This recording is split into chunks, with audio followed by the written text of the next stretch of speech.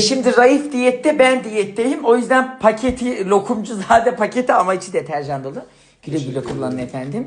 Yumuşatıcılar biraz yoğundur. Sulandırırsanız sevinirim. Bulaşık tabletimiz. Şöyle için bu temizlik mendili. Bu da sabun. Bir de topuk kremi var. Ha senin markan. Benim markam. Belediyemizin Ramazan kolye. Evdekilerden match yaptım. Güle güle kullan inşallah. Ya sana şimdi zemzem içireceğim. Evet, Raif Bey'in muhteşem salonu. Kuru kafamız gene orada bizi selamlıyor. Çam ağacımız bir yandan süslenmiş.